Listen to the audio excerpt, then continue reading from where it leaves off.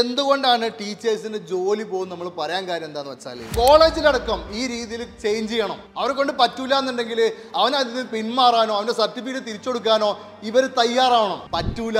നമ്മുടെ നാട്ടിലെ കോളേജുകളും പൂട്ടിപ്പോവും, നമ്മുടെ നാട്ടിലെ എല്ലാ ട്രെയിനിങ് ഇൻസ്റ്റിറ്റ്യൂട്ടുകളും അതോടുകൂടിയിട്ട് പൂട്ടിപ്പോവും. ഇപ്പം ഇത് പറയുമ്പോൾ പലരും പറയും എന്നാൽ പിന്നെ നമ്മുടെ ഓൺലൈൻ പ്ലാറ്റ്ഫോമുകൾ തന്നെ പോരെ, യൂട്യൂബിൽ നമ്മുടെ പ്രോട്ടോടൈപ്പ് മലയാളം പോലെ ഒരു ചാനൽ ഉണ്ടായാൽ പോരെ, കോണ്ടന്റ് പഠിപ്പിക്കാൻ വേറെ അതിൽ കൂടുതൽ എന്തിനാണ് ഒരു സ്ഥലത്ത് പോയിരുന്ന് പഠിക്കേണ്ട ആവശ്യമുണ്ടോ എന്നൊക്കെ ചോദിക്കും. അവിടെ നിങ്ങൾ മനസ്സിലാക്കേണ്ട കാര്യം എന്താണെന്ന് വെച്ചാൽ പണ്ട് മുതലേ കാണുന്ന ഒരു കമന്റ് ആണ് ഈ 1500 പ്ലേസ്മെന്റ് എന്നൊക്കെ നിങ്ങൾ പറയും, ഇതിൽ എത്ര പേര് വന്നിട്ടാണ് ഈ പ്ലേസ്മെന്റ് കിട്ടിയിട്ടെന്നൊക്കെ ഉള്ള രീതിയിൽ കുറെ ചോദ്യങ്ങൾ കാണാറുണ്ട്. അവരോട് പറയാനുള്ള കാര്യം എന്താണെന്ന് വെച്ചാൽ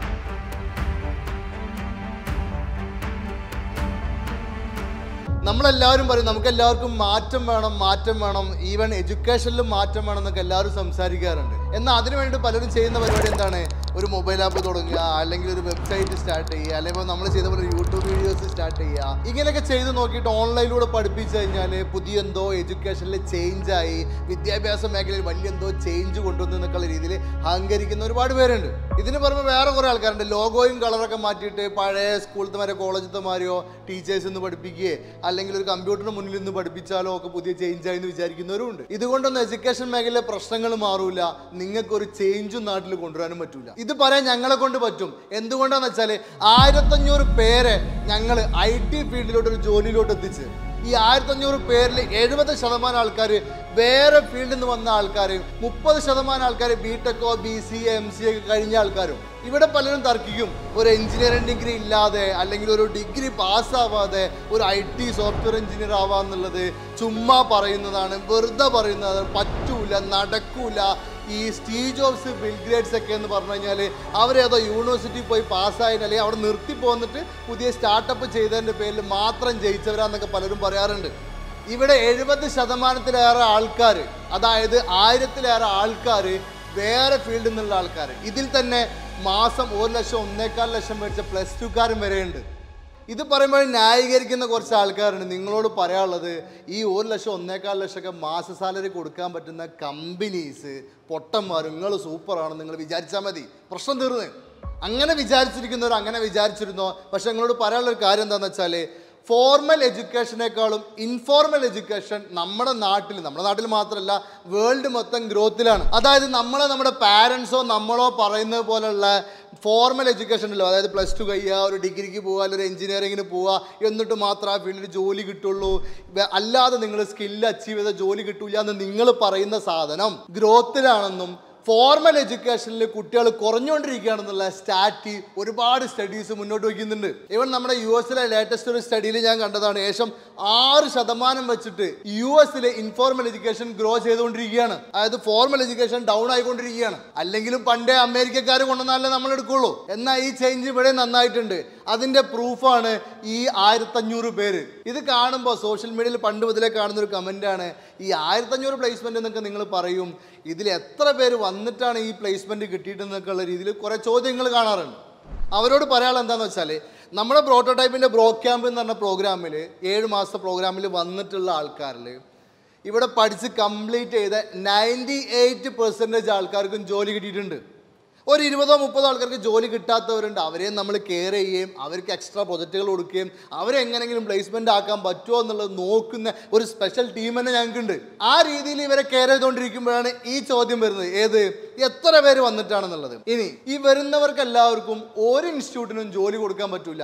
എന്തുകൊണ്ടാണെന്ന് വെച്ചാൽ വരുന്നൊരു സ്റ്റുഡൻറ്റ് ഒരിക്കലും നമുക്ക് പറയാൻ പറ്റില്ല ആ സ്റ്റുഡൻറ്റ് ഇങ്ങനെ പഠിക്കുന്നു അല്ലെങ്കിൽ ഇങ്ങനെ തന്നെ പഠിക്കുന്നു നമുക്ക് പറയാൻ പറ്റില്ല. അങ്ങനെ പറയാൻ പറ്റുമെങ്കിലും നമ്മുടെ നാട്ടിലെ SLC പരീക്ഷയ്ക്ക് എല്ലാവർക്കും ഒരേ മാർക്കാവില്ലേ? ഒരേ സ്കൂളിൽ പഠിക്കുന്ന ഒരേ സ്റ്റാൻഡേർഡിൽ പഠിക്കുന്ന ആൾക്കാർക്ക് പല മാർക്കാവുന്ന എങ്ങനെയാണ്? പല സ്റ്റാൻഡേർഡ്സ് ആയിരിക്കും അവർ പഠിക്കുമ്പോൾ കാണിക്കുന്നത്. അതുപോലെ തന്നെയാണ് ഇവിടെ പഠിക്കുന്ന രീതിയും. പക്ഷേ ഒരു പ്രത്യേകത ഉണ്ട്, അത് വലിയൊരു അഡ്വാൻറ്റേജും കൂടിയാണ്. എന്താണെന്ന് വെച്ചാൽ നമ്മുടെ ബ്രോ ക്യാമ്പിൽ വരുന്നവർക്ക് ആദ്യം 2 ആഴ്ച മുമ്പ് ഒരു ടെസ്റ്റ് കൊടുക്കും. ഈ ടെസ്റ്റിൽ ഫെയിലായി കഴിഞ്ഞാൽ അവർക്ക് തിരിച്ചു പോകാനുള്ള അവസരമുണ്ട്. നമ്മുടെ നാട്ടിലെ ഒരു കോളേജും ഒരു ഇൻസ്റ്റിറ്റ്യൂട്ട് അങ്ങനെ കൊടുക്കുന്നില്ല. അതായത് അവർ പഠിക്കാൻ പോകുന്ന സബ്ജക്റ്റിൻ്റെ ബേസിക്സ് അവർക്ക് പഠിച്ചു നോക്കിയിട്ട്, അതായത് ബേസിക് പ്രോഗ്രാമിംഗ് കാര്യങ്ങൾ പഠിച്ചു നോക്കിയിട്ട് ഇവർക്ക് ഇത് കൂട്ടിയാൽ കൂടുമോ നടക്കുമോ ഇല്ല എന്നുള്ള ചെക്ക് ചെയ്യാനുള്ളൊരു അവസരമാണ്. ഈ അവസരത്തിൽ ഫെയിലാവുന്നവർക്ക് ഭയങ്കര വിഷമൊക്കെയാണ്. പക്ഷേ ഞാൻ ഒരു കാര്യം പറഞ്ഞുതരാം, ശരിക്കും ഇത് അഡ്വാൻറ്റേജ് ആയിട്ടുള്ള കാര്യമാണ്. എന്താണെന്ന് വെച്ചാൽ ഒരു സ്റ്റുഡൻറ്റ് ഇപ്പോൾ നമ്മുടെ നാട്ടിൽ നമ്മൾ ഡിഗ്രിക്ക് പോവുകയാണ്. ഒരു ഡിഗ്രിക്ക് പോയി ഇപ്പോൾ ഫോർ എക്സാമ്പിൾ BSc ഫിസിക്സ് ഞാൻ പഠിക്കാൻ പോയി തീരുമാനിച്ചു.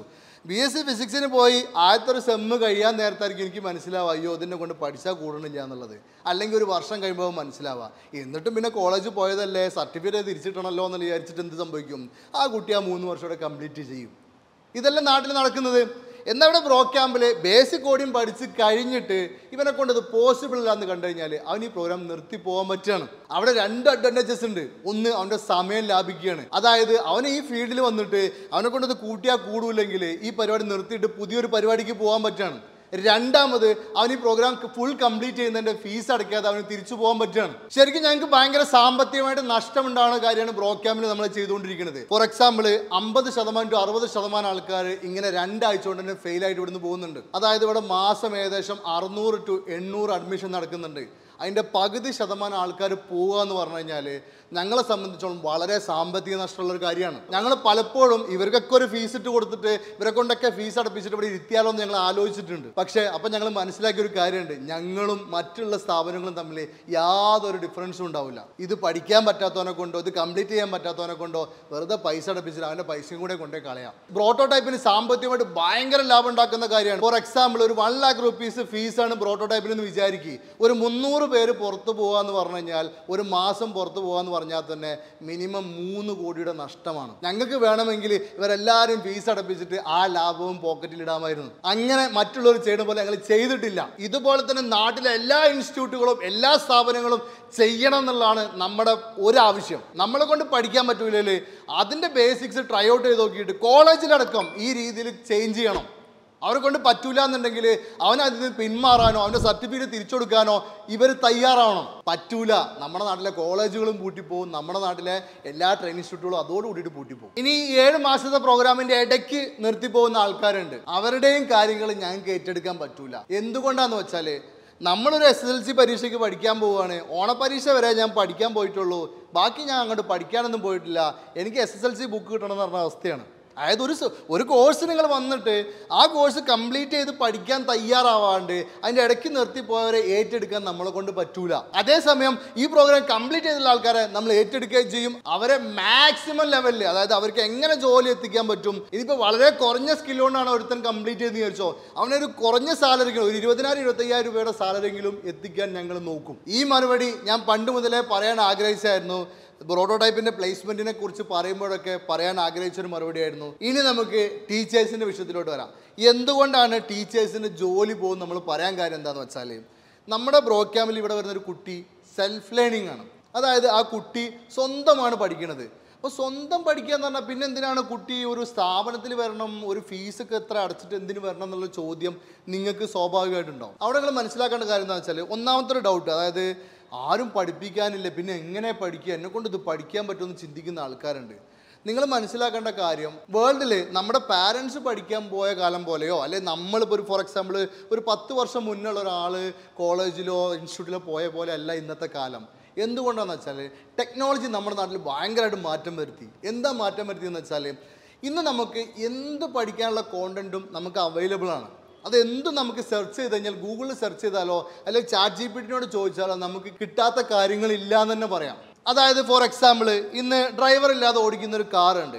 ആ കാറിൽ വർക്ക് ചെയ്തുകൊണ്ടിരിക്കുന്ന എൻജിനീയേഴ്സ് അവരിന്ന് സംസാരിക്കും, നമുക്ക് നേരിട്ട് വീഡിയോസ് സെർച്ച് ചെയ്ത് വാച്ച് ചെയ്യാൻ പറ്റും. കഴിഞ്ഞ ദിവസം ഗൂഗിളിൽ കയറിയ ഫേസ്ബുക്കിൽ കയറിയ എംപ്ലോയീസ് അവർക്ക് എങ്ങനെ ഗൂഗിളിൽ ഫേസ്ബുക്കിൽ കയറി എന്നുള്ളത് നമുക്ക് നേരിട്ട് സെർച്ച് ചെയ്തിട്ട് വാച്ച് ചെയ്യാൻ പറ്റും. ഇങ്ങനെ തുടങ്ങി ഏത് സബ്ജക്റ്റിൻ്റെ ബേസിക്സ് ആയിക്കോട്ടെ. ഇപ്പോൾ നമുക്കൊരു മെഡിസിനെ കുറിച്ച് ഇന്ന് സെർച്ച് ചെയ്താൽ നമുക്ക് അറിയാൻ പറ്റും അതിൻ്റെ ഗുണങ്ങൾ എന്തൊക്കെയാണ്, അതിൻ്റെ ദോഷങ്ങൾ എന്തൊക്കെയാണെന്നുള്ളത്. ഇങ്ങനെ തുടങ്ങി നാട്ടിൽ നിന്ന് പഠിക്കാൻ പറ്റുന്ന എല്ലാ സബ്ജക്റ്റുകളും ഗൂഗിളിൽ സെർച്ച് ചെയ്ത് കഴിഞ്ഞാൽ നിങ്ങൾക്ക് വീഡിയോ പരമായിട്ടോ അല്ലെങ്കിൽ PDF പരമായിട്ടോ വായിക്കാൻ പറ്റും. ഇത് പറയുമ്പോൾ പലർക്കും ഇതിപ്പോൾ എല്ലാവർക്കും അറിയുന്നതല്ലേ എന്ന് വിചാരിക്കും. പക്ഷേ നിങ്ങൾ മനസ്സിലാക്കേണ്ട കേസ് എന്താണെന്ന് വെച്ചാൽ, പഴയ കാലത്ത് ഇതിനുള്ള അവസരം നമ്മുടെ പാരൻസിനോ അല്ലെങ്കിൽ നമ്മുടെ മുന്നുള്ള ആൾക്കാർക്കോ ഇല്ലായിരുന്നു. എന്താണെന്ന് വെച്ചാൽ, ഇപ്പോൾ ഫോർ എക്സാമ്പിൾ എനിക്കൊരു കെമിസ്ട്രി എന്നുള്ള സബ്ജക്റ്റ് പഠിക്കണം എന്നുണ്ടെങ്കിൽ ഞാൻ ആ കെമിസ്ട്രി BSc കെമിസ്ട്രി ഉള്ള കോളേജിൽ പോയിട്ട് ആ ലൈബ്രറി പോവുകയെ അല്ലെങ്കിൽ അവിടുത്തെ ടീച്ചേഴ്സിൻ്റെ അടുത്ത് നമുക്ക് പഠിക്കാൻ പറ്റുള്ളൂ. വേറെ ആർക്കും ഈ സബ്ജക്റ്റ് പറഞ്ഞുതരാൻ പറ്റില്ല.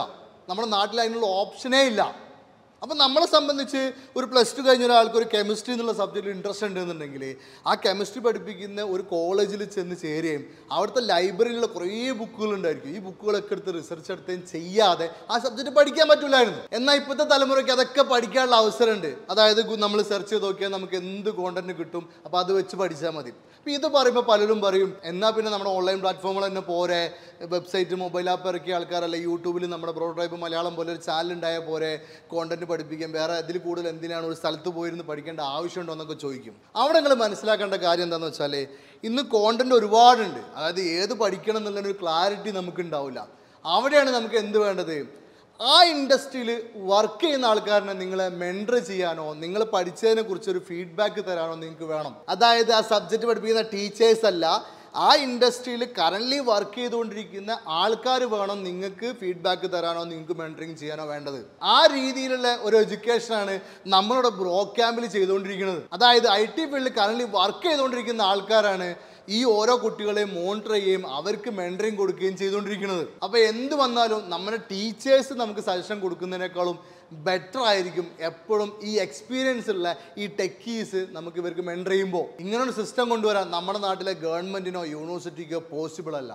എന്തുകൊണ്ടാണെന്ന് വെച്ചാൽ നമ്മുടെ യൂണിവേഴ്സിറ്റികളും കോളേജുകളും തുടങ്ങുമ്പോൾ റൂൾ തന്നെ ഇത്ര കുട്ടികൾക്ക് ഇത്ര ടീച്ചർമാർ വേണം, ഇന്ന രീതിയിൽ പോകണം എന്നുള്ള ഓൾറെഡി കണ്ടീഷൻസ് ഉണ്ട്.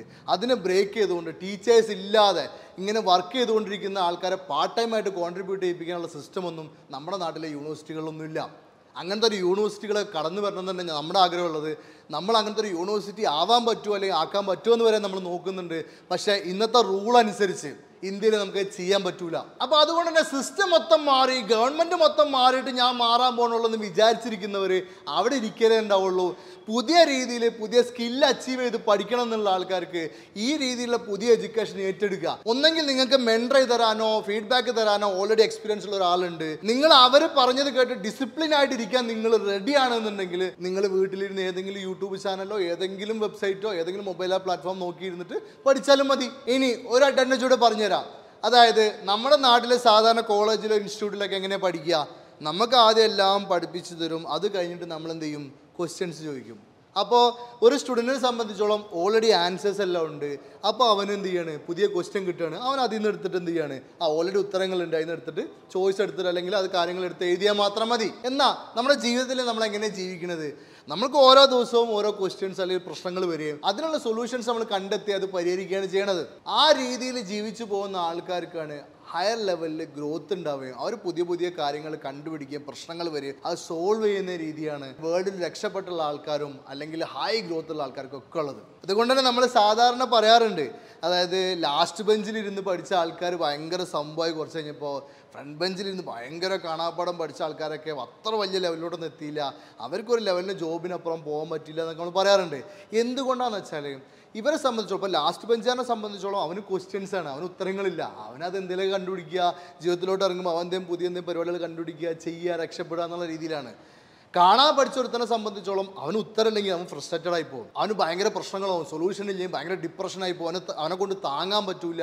ആ രീതിയിൽ ഈവൻ സൂയിസൈഡ് വരെ ചെയ്യുന്ന ആൾക്കാരുണ്ട്. അതായത് ലൈഫിൽ ഉത്തരങ്ങൾ കിട്ടി, ചോദ്യങ്ങൾ കിട്ടുക, അതായത് കാണാൻ പഠിക്കുക, ആ ചോദ്യം വരുമ്പോൾ അതെടുത്ത് എഴുതുക, ഇത് മാത്രം പഠിച്ചിരിക്കുന്ന ആൾക്കാർക്ക് ജീവിതത്തിൽ വലിയ പ്രശ്നങ്ങൾ വരുമ്പോൾ നേരിടാൻ ഭയങ്കര പാടാവും. അതുകൊണ്ട് തന്നെ നമ്മൾ പ്രോട്ടോടൈപ്പ് ബ്രോ ക്യാമ്പ് എന്നുള്ള പ്രോഗ്രാം ഡിസൈൻ ചെയ്തപ്പോൾ തന്നെ നമുക്ക് ആൻസറുകളില്ല, നമുക്ക് ടെക്സ്റ്റ് ബുക്കുകളില്ല, നിങ്ങൾക്ക് കാണാൻ പഠിക്കാൻ നോട്ട് ബുക്കുകളില്ല, ഫോട്ടോസ്റ്റാറ്റുകളൊന്നുമില്ല. നമ്മളിവിടെ കുറേ ക്വസ്റ്റ്യൻസാണ്, ഓരോ വീക്കും കുറേ ടാസ്കുകൾ തരും. ആ ടാസ്കുകൾ ഇവർ റിസർച്ച് നടത്തി കണ്ടുപിടിച്ച് ഇംപ്ലിമെൻറ്റ് ചെയ്ത് കൊണ്ടുവരികയാണ് ചെയ്യണത്. ഇത് പറയുമ്പോൾ നിങ്ങൾ വിചാരിക്കും വേറെ ഫീൽഡിൽ നിന്ന് ആൾക്കാർക്ക് ഇതൊക്കെ എങ്ങനെ പഠിക്കാൻ പറ്റുമോ, ഭയങ്കര കഷ്ടപ്പാടല്ലേ, ചെയ്യാൻ പറ്റുമോ എന്നൊക്കെ വിചാരിക്കുന്ന ആൾക്കാരുണ്ട്.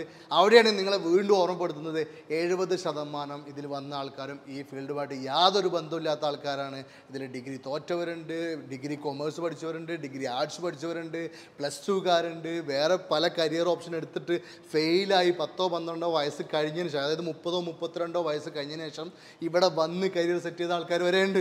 ഈ കാറ്റഗറി മൊത്തം 70% ഉണ്ടാകുമ്പോൾ ഇനിയും നിങ്ങൾ പറയരുത് ഇതെല്ലാവരെ കൊണ്ടും പറ്റൂല എന്നുള്ളത്. അപ്പോൾ അതുകൊണ്ട് തന്നെ ഇവിടെ വരുന്ന ആൾക്കാർക്ക് ഉണ്ടാവുന്ന ഒരു പവർ എന്താണെന്ന് വെച്ചാൽ അവർ പ്രശ്നങ്ങൾ ഏറ്റെടുക്കുകയും അത് സോൾവ് ചെയ്യാനുള്ള സൊല്യൂഷൻ കണ്ടുപിടിക്കുകയാണ് ചെയ്യുന്നത്. ഇതൊരു മെൻറ്റാലിറ്റിയും കൂടിയാണ്. ഇത് ഏറ്റെടുക്കാൻ പറ്റുന്ന ആൾക്കാർക്ക് ഫ്യൂച്ചറിൽ എന്ത് പ്രശ്നങ്ങൾ വന്നാലും പരിഹരിക്കാനും അതിലോട്ട് എടുത്ത് ചാടാൻ അത് ഏറ്റെടുത്ത് ചെയ്യാനൊക്കെ ഉള്ള കപ്പാസിറ്റി ബിൽഡ് ആവും. ഇപ്പം ഇങ്ങനെയുള്ളൊരു സൊല്യൂഷനാണ് ബ്രോട്ടോടൈപ്പ് ബ്രോ ക്യാമ്പ് എന്നുള്ള പ്രോഗ്രാമിലൂടെ മുന്നോട്ട് വയ്ക്കുന്നത്. ഇത് മാത്രമല്ല, ഇതിന് പുറമെ ഒരുപാട് അഡ്വാൻറ്റേജസ് പറയാനുണ്ട്. പക്ഷേ നിങ്ങളൊന്ന് ചിന്തിക്കുക, ഇതുപോലുള്ള എഡ്യൂക്കേഷൻ വരെ ഇത്രയും പേരെ പ്ലേസ്ഡ് ആക്കുകയും ഇനി ലോകത്തുള്ള എഡ്യൂക്കേഷനൊക്കെ ഇതുപോലെ സെൽഫ് ലേണിംഗ് മെത്തേഡിലോട്ട് മാറുകയും എക്സ്പീരിയൻസ് ആയുള്ള എക്സ്പേർട്ടുകൾ ഇവരെ മെൻറ്റർ ചെയ്യുകയും ചെയ്യുന്ന രീതിയിലുള്ള പ്രോഗ്രാമുകളല്ലേ നമുക്ക് വേണ്ടത്. ഇത് കേൾക്കുമ്പോൾ നിങ്ങൾ ഓക്കെയാണ്, ശരിയാണെന്നൊക്കെ പറയും. പക്ഷേ ഒരു പ്രശ്നമുണ്ട്. എന്താണ്? അവിടെ അപ്പുറത്ത് നമ്മൾ പറഞ്ഞ പോലെ ടീച്ചേഴ്സിൻ്റെ ജോലി പോകും. എങ്ങനെയാണ്? അതായത് നമ്മളൊരു സബ്ജക്റ്റ് പഠിച്ച് ഡിഗ്രി കാണാൻ പഠിച്ച് എക്സാം എഴുതി വന്ന് അത് മാത്രം നോട്ട്ബുക്കൊക്കെ ഫോട്ടോഷാറ്റ് എടുത്ത് പഠിപ്പിക്കുന്ന ടീച്ചേഴ്സിൻ്റെ ജോലികൾ ഇല്ലാണ്ടാവും. ഈ ഇൻഡസ്ട്രിയിൽ വർക്ക് ചെയ്യാനോ അല്ലെങ്കിൽ പുതിയ രീതിയിൽ കണ്ടുപിടിച്ച് വർക്ക് ചെയ്യാനോ അത് ഏറ്റെടുക്കാനോ ആ ഇൻഡസ്ട്രിയോട് ഒരു ഇൻട്രസ്റ്റും ഇല്ലാതെ ചുമ്മാ ഒരു പേരിന് വന്നിട്ട് കോളേജിൽ ടീച്ചറായി കഴിഞ്ഞാൽ സമാധാനമുള്ള ജോബാണ്, എനിക്ക് 10 മണി മുതൽ 4 മണി വരെ പണിക്ക് പോയാൽ മതി, ബാക്കിയുള്ള സമയമൊക്കെ ഫ്രീഡം ഉണ്ട്, എനിക്ക് കല്യാണം നടക്കാൻ ഇതാണ് നല്ലത് എന്നൊക്കെ ചിന്തിക്കുന്ന കുറേ ആൾക്കാരുണ്ട്. ഇങ്ങനെ ആഗ്രഹിക്കുന്ന ടീച്ചേഴ്സൊക്കെ നിങ്ങൾ മനസ്സിലാക്കിക്കോ, ഇവർക്കൊക്കെ ഹയർ എഡ്യൂക്കേഷൻ മേഖലയിൽ ബേസിക് എഡ്യൂക്കേഷനായ സ്കൂൾ സമയത്തൊക്കെ എന്തായിരിക്കും, കുട്ടികൾക്ക് എന്തായാലും ടീച്ചറും അല്ലെങ്കിൽ അവരെ പറഞ്ഞു കൊടുക്കാനോ അവരെ ചെറിയ ഡിസിപ്ലിൻ ആക്കാനൊക്കെ ആ സമയത്ത് അവർക്ക് ഒരു സബ്ജക്റ്റ് പഠിക്കാനുള്ള പക്വത ആവുന്നതിന് മുന്നേ അവർക്ക് എന്ത് വേണം, ടീച്ചേഴ്സൊക്കെ വേണ്ടി വരും. എന്നാൽ ഹയർ എഡ്യൂക്കേഷനിലോട്ട് വരുമ്പോൾ കുട്ടികളൊരു 18 വയസ്സൊക്കെ ആയിരിക്കുന്ന സമയമായിരിക്കും, ഒരു +2 ഒക്കെ കഴിയുമ്പോൾ. അപ്പോൾ അവരെ സംബന്ധിച്ചോളം അവർക്കൊരു സബ്ജക്റ്റ് ഏറ്റെടുത്തിട്ട് പഠിക്കാനുള്ള സപ്പോർട്ട്, പുതിയ രീതിയിലുള്ള മെൻറ്ററിങ്, പുതിയ ഫീൽഡുകളെക്കുറിച്ചുള്ള അറിവൊക്കെ ഉള്ള ആൾക്കാർ അവരുടെ കൂടെ കൂടാണ് വേണ്ടത്. അല്ലാണ്ട് ഈ കാണാൻ പഠിക്കുന്ന ടീച്ചേഴ്സിൻ്റെ ആയിട്ട് അവർക്ക് ഒരു കാര്യമില്ല. അപ്പോൾ അതുകൊണ്ട് തന്നെ നമ്മുടെ നാട്ടിലെ എഞ്ചിനീയറിംഗ് കോളേജിലെ ടീച്ചേഴ്സ് ആയിക്കോട്ടെ, മറ്റ് ഇൻസ്റ്റിറ്റ്യൂട്ടിലെ ടീച്ചേഴ്സ് ആയിക്കോട്ടെ, അവരൊക്കെ നിങ്ങൾ മനസ്സിലാക്കിക്കോ, നിങ്ങളൊക്കെ റീപ്ലേസ് ചെയ്തുകൊണ്ടിരിക്കുകയാണ്. ഇതിൽ ഇന്ത്യയിൽ നമ്മൾ പ്രോട്ടോടൈപ്പ് മുന്നിലുണ്ട്. അതുകൊണ്ട് തന്നെ നമുക്ക് നല്ല ശത്രുക്കളുടെ എണ്ണവും കൂടുതലാണ്. പക്ഷേ ഇതൊക്കെ നമ്മൾ ഒരു സ്റ്റാർട്ടപ്പ് പോലെ സംരംഭം ബിൽഡ് ചെയ്യുമ്പോൾ നമ്മളെ സംബന്ധിച്ചോളം ഇതൊക്കെ ഒരു എൻ്റർടൈൻമെൻ്റ് ആണ്. അതായത് നമ്മൾ ഇങ്ങനെയൊക്കെ തന്നെയാണ് ബിൽഡ് ചെയ്യേണ്ടത്. അല്ലെങ്കിൽ ഒരു പുതിയൊരു രീതിയിലൊരു ചേഞ്ച് നാട്ടിൽ വരുമ്പോൾ എല്ലാ കാലത്തും ഇതിന് എതിർപ്പുകൾ വരികയും ഇതിനെ വിമർശിക്കാൻ ഒരുപാട് പേര് കൂട്ടം കൂടുകയൊക്കെ ചെയ്യും. എപ്പോഴും ചേഞ്ച് വളരെ കുറച്ച് ആൾക്കാരായിരിക്കും കൊണ്ടുവരിക. ഈ ചേഞ്ച് പ്രൂവ് ചെയ്ത് നാട്ടിൽ ഒരുപാട് പേർക്ക് ഇത് അച്ചീവ് ചെയ്യാൻ പറ്റുമെന്ന് പ്രൂവ് ചെയ്ത് കഴിയുമ്പോഴായിരിക്കും വലിയൊരു സൊസൈറ്റി ഇതിനെ അംഗീകരിക്കാൻ മുന്നോട്ട് വരുള്ളൂ. ഇതൊക്കെ പറഞ്ഞാലും കോളേജ് മതി, ഡിഗ്രി മതി, PG മതി എന്ന് ആഗ്രഹിക്കുന്ന പാരൻസിനോടും സ്റ്റുഡൻസിനോടും പറയാനുള്ള ഒരു ഒറ്റ കാര്യമുള്ളൂ, നിങ്ങൾ ഭയങ്കരമായിട്ട് ന്യായീകരിക്കുന്നുണ്ടാവും. കോളേജിൽ പോയാൽ എനിക്ക് കൾച്ചർ കിട്ടും, എനിക്ക് കുറേ ഫ്രണ്ട്സിനെ കിട്ടും, അല്ലെങ്കിൽ കുറേ ഞാൻ ആൾക്കാരോട് പരിചയപ്പെട്ട് ഞാൻ ഇൻട്രാക്ട് ചെയ്യാൻ പഠിക്കും എന്നൊക്കെയുള്ള രീതിയിൽ പല കാര്യങ്ങൾ പലരും പറയാറുണ്ട്. അതെന്താണെന്ന് വെച്ചാൽ പണ്ട് മുതലേ ഡിഗ്രിയും കോളേജ് എന്നൊക്കെ പറഞ്ഞു കഴിഞ്ഞാൽ ആൾക്കാർക്ക് തൊഴിൽ കണ്ടുപിടിക്കുക, അല്ലെങ്കിൽ തൊഴിൽ ഉണ്ടാക്കി കൊടുക്കുന്ന കുറച്ച് ഓണ്ടർപ്രണേഴ്സിനെ ഉണ്ടാക്കുക, ഇങ്ങനെ പല ആവശ്യങ്ങൾ വെച്ചിട്ടാണ് നമ്മുടെ കോളേജും ഡിഗ്രികളൊക്കെ വരുന്നത്. കുറേ കാലം കഴിയുമ്പോൾ ഇവർക്ക് റിസൾട്ട് ഉണ്ടാക്കാൻ പറ്റുന്നില്ല. പിന്നെ നമ്മുടെ നാട്ടിൽ നമ്മൾ പറയുമല്ലോ, ഇപ്പോൾ ബിരിയാണി ഒരു കഴിച്ചിട്ട് നമ്മൾ ബിരിയാണി കൊള്ളൂല എന്നാൽ അതിൽ അണ്ടിപ്പരിപ്പ് സൂപ്പറാന്ന് പറഞ്ഞ മാതിരി, അതായത് സംഭവം മെയിൻ ആവശ്യമൊന്നും നടക്കണില്ല, ജോലിയോ കാര്യങ്ങളൊന്നും നടക്കണില്ല. പിന്നെന്ത് മതി ആൾക്കാർക്ക്? അതിൽ അണ്ടിപ്പരിപ്പ് സൂപ്പർ. ഒന്ന് സമാധാനിക്കാൻ വേണ്ടിയിട്ട് എന്തെങ്കിലും പറയാം. അതായത് അവിടെ കൾച്ചർ കിട്ടും. കൾച്ചർ കിട്ടാൻ വല്ല ക്ലബിലും പൊക്കോ. അല്ലാണ്ട് നിങ്ങൾ വെറുതെ കോളേജിൽ പോയിട്ട് സമയം കളയണമെന്നില്ല. നിങ്ങളൊരു 18-ാം വയസ്സിൽ നിങ്ങളൊരു കമ്പനി കയറിയാലും നിങ്ങൾക്ക് എന്ത് കിട്ടും? അവിടെയും ഫ്രണ്ട്സും പല സർക്കിളും ആൾക്കാരും കിട്ടും. നിങ്ങൾക്ക് ഫ്രണ്ട്സിനെ കിട്ടായികൊന്നുമില്ല. ഇതൊക്കെ വെറും തെറ്റിദ്ധാരണയാണ്. പിന്നെ കോളേജിൽ പോയിട്ട് എത്ര പേര് കൾച്ചർ പഠിച്ചെന്ന് എനിക്കറിയില്ല. ഉള്ള കൾച്ചർ നശിക്കുക എന്നല്ലാണ്ട് ആ കൂട്ടത്തിൽ കൂടി, അതായത് ഒരേ പ്രായമുള്ള ആൾക്കാർ കൂടുമ്പോൾ കൾച്ചർ നശിക്കുന്നതും, ഒരു കമ്പനി കയറുമ്പോൾ അവിടെ ചെറിയ പ്രായക്കാരുണ്ടോ വലിയ പ്രായക്കാരുണ്ടോ എല്ലാവരുമായിട്ട് ഇൻട്രാക്ട് ചെയ്യുമ്പോൾ കിട്ടുന്ന ഒരാളെ കൾച്ചറും തമ്മിൽ ടോട്ടലി ഡിഫറൻ്റ് ആണ്. അതായത് ഒരേ പ്രായക്കാരെ അലമ്പിക്കൊണ്ടിരിക്കുന്ന കൾച്ചറും ഇത് പല കാറ്റഗറിയിലുള്ള ആൾക്കാരോട് അടുത്ത് ഒരു പ്രൊഫഷണൽസും പഠിക്കണം, അല്ലെങ്കിൽ പുതിയ രീതിയിലൊരു കൾച്ചർ അവർ ഏറ്റെടുത്ത് പഠിക്കണം തമ്മിൽ ടോട്ടലി ഡിഫറൻ്റ് ആണ്. അപ്പോൾ ആ രീതിയിലുള്ളൊരു ചേഞ്ച് ഒരു നല്ല പ്രായത്തിൽ തന്നെ കുട്ടികൾക്ക് വരികയും പുതിയ കാര്യങ്ങൾ ചെയ്യണമെന്നും അല്ലെങ്കിൽ ഇങ്ങനെയൊക്കെ ആഗ്രഹിക്കുന്ന ആൾക്കാരൊക്കെ കൂട്ടത്തിൽ വർക്ക് ചെയ്യാനും അവരുടെ കൂടെ നടക്കാനും അവരുടെ കൂടെ സംസാരിക്കാനും കിട്ടുന്ന അവസരമാണ് വലുത്. അല്ലാണ്ട് കോളേജിൽ ഒരേ പ്രായക്കാർ എന്തൊക്കെയോ അലമ്പും ഫണ്ണും കാണിക്കാൻ പറ്റുന്ന കോളേജിലെ കൾച്ചറിനേക്കാളും ഇത് എല്ലാ കാലത്തും ബെറ്റർ തന്നെയാണ്. ഇവിടുന്ന് ഇറങ്ങിയിട്ടുള്ള പല ആൾക്കാരുടെ രീതികൾ നമുക്ക് കാണുമ്പോൾ മനസ്സിലാവും. ഇതൊക്കെ പറയുമ്പോഴും ആ ബിരിയാണി കൊള്ളൂല എന്നാലും അണ്ടിപ്പരിപ്പ് സൂപ്പറാന്ന് പറഞ്ഞ ആൾക്കാർ അവിടെ ഇരുന്നോളും. അത് പറഞ്ഞുകൊണ്ടേ തന്നെ നിങ്ങൾ എന്ത് ചെയ്യണില്ല, പുതിയ ചേഞ്ചോ പുതിയ മാറ്റങ്ങളോ മനസ്സിലാക്കാൻ അക്സെപ്റ്റ് ചെയ്യാനോ അത് ഏറ്റെടുക്കാനോ റെഡി ആവാത്തവരാണ്. കാലങ്ങളെടുക്കും, മനസ്സിലാവുമെന്ന് പ്രതീക്ഷിക്കുക. ഇതൊക്കെ മനസ്സിലാക്കി നമ്മുടെ നാട്ടിലെ ടീച്ചേഴ്സ് അവർ പഠിപ്പിക്കുന്ന ഇൻഡസ്ട്രിയിൽ വല്ല ജോബിനും കയറുക, അവർക്ക് പുതിയ സ്കില്ലുകൾ അച്ചീവ് ചെയ്യുക, എന്നിട്ട് വല്ല കോണ്ടന്റും ക്രിയേറ്റ് ചെയ്ത് പുതിയ ആൾക്കാരെ പഠിപ്പിക്കാൻ റെഡിയാവുന്ന രീതിയിൽ മുന്നോട്ട് വരികയാണെങ്കിൽ നമ്മുടെ നാട്ടിൽ ഒരുപാട് പേർക്ക് പുതിയ സബ്ജക്റ്റുകൾ പഠിക്കാനും അവരുടെ എക്സ്പീരിയൻസുകൾ മറ്റുള്ളവർക്ക് പറഞ്ഞു കൊടുക്കുന്ന രീതിയിലോട്ട് മാറുകയൊക്കെ ആണെങ്കിൽ ഒരുപാട് കാര്യങ്ങളുണ്ട്. ഇതിൽ ഒരുപാട് പേർക്ക്, അതായത് ഓൾറെഡി സ്കിൽഡായിട്ട് ജോബ് ചെയ്യുന്ന ആൾക്കാർക്ക് അവർ കോണ്ടന്റ് ക്രിയേറ്റ് ചെയ്ത് മറ്റുള്ളവർക്ക് കൊടുക്കുന്ന അവസരങ്ങളൊക്കെ കൂടിക്കൊണ്ടിരിക്കുകയാണ്. അപ്പോൾ അങ്ങനെയൊക്കെയുള്ള തൊഴിലവസരങ്ങൾ കൂടുകയും ഇതുപോലെ പഠിപ്പിക്കുന്ന ടീച്ചർമാരുടെ ജോലി പോയിക്കൊണ്ടിരിക്കുകയാണ്. അതുപോലെ അതുപോലെ തന്നെ നിങ്ങൾ കോളേജുകളുടെയും ബ്രോക്ക് ക്യാമ്പിൻ്റെ റിസൾട്ടിനെ കമ്പയർ ചെയ്തിരിക്കുന്ന ആൾക്കാരോട് പറയാനുള്ളത്, നമ്മുടെ നാട്ടിൽ എഞ്ചിനീയറിംഗ് കോളേജിൽ നിന്ന് ഇറങ്ങുന്ന 95% ആൾക്കാർക്ക് ജോലി കിട്ടുന്നില്ല എന്നുള്ള പല സ്റ്റഡീസ്. നിങ്ങൾ engineering college 95% not getting job എന്ന ഇൻഡസ്ട്രിന്നോ അങ്ങനെ എന്തെങ്കിലും സെർച്ച് ചെയ്താൽ, ഗൂഗിൾ സെർച്ച് ചെയ്താൽ നിങ്ങൾക്ക് കിട്ടും. ഈ സ്റ്റഡീസ് നിങ്ങൾ നോക്കുക, 90-95% കുട്ടികൾക്കും ജോലി കിട്ടാതെയാണ് നമ്മുടെ നാട്ടിലെ മെജോറിറ്റി എഞ്ചിനീയറിംഗ് കോളേജിൽ നിന്ന് കുട്ടികൾ പുറത്തിറങ്ങുന്നത്. നമ്മുടെ നാട്ടിൽ IITയിലോ NITയിലോ പോകുന്ന കുട്ടികൾക്ക് സാലറി കിട്ടുന്നുണ്ടെന്ന് കണ്ടിട്ട് മെജോറിറ്റി 95% ആൾക്കാർക്കും ജോലി കിട്ടുന്നുള്ള യാഥാർത്ഥ്യം മനസ്സിലാക്കുക. അതേസമയം ബ്രോക്ക് ക്യാമ്പിൽ വന്ന് കംപ്ലീറ്റ് ചെയ്തിട്ടുള്ള 98% ആൾക്കാർക്ക് ജോലി കിട്ടി എന്നുള്ളത് മനസ്സിലാക്കുക. ഇവിടെ വേറൊരു വലിയൊരു കമ്പാരിസൺ കൂടെ ഉണ്ട്. ഇവിടെ വരുന്ന ആൾക്കാർ ഒരു 7 months അല്ലെങ്കിൽ ഒരു 1 year മാക്സിമമാണ് സ്പെൻഡ് ചെയ്യണത്. അതേസമയം ഒരു കോളേജിൽ പോകുന്ന ആൾക്കാർ 4 വർഷമാണ് കളയണത്. എന്നിട്ടും ഒരു ജോലിയോ അല്ലെങ്കിൽ ഒരു പുതിയ സംരംഭമോ തുടങ്ങാൻ പറ്റാത്ത രീതിയിൽ അവർക്ക് മാറാൻ പറ്റുന്നില്ല. എന്തിനാണ് ഈ എഡ്യൂക്കേഷനൊക്കെ ഇങ്ങനെ കൊണ്ടുപോയിക്കൊണ്ടിരിക്കുന്നത്? ഈ സിസ്റ്റത്തിനെ കുറ്റം പറഞ്ഞിരുന്നിട്ടോ അല്ലെങ്കിൽ ഗവൺമെൻറ്റുകളെ കുറ്റം പറഞ്ഞിട്ടോ കാര്യമില്ല. അവർക്ക് വലിയൊരു യൂണിവേഴ്സിറ്റി സിസ്റ്റത്തിന് മൊത്തത്തിൽ മാറ്റം വരുത്തുക എന്നൊക്കെ ഉള്ളത് ഭയങ്കര ചോദ്യചിഹ്നമുള്ള കാര്യമാണ്. നമ്മളെ സംബന്ധിച്ചോളം നമ്മൾ ഈ പുതിയ ചേഞ്ച് മനസ്സിലാക്കാതെ ഏറ്റെടുക്കുക, പഠിക്കുക എന്നുള്ളതാണ്. നമ്മൾ പ്രോട്ടോടൈപ്പ് നിങ്ങളുടെ കൂടെ ഉണ്ട് ഈ എഡ്യൂക്കേഷൻ രീതിയിൽ പുതിയ കാര്യങ്ങൾ പഠിക്കാനും പഠിപ്പിക്കാനും വേണ്ടിയിട്ട്. സോ ഏറ്റെടുക്കുന്നവർ ഏറ്റെടുക്കുക, അല്ലാത്തവർക്ക് എന്താ പറയുക, മറ്റേത് സൂപ്പറാന്ന് പറഞ്ഞുകൊണ്ടിരുന്നു.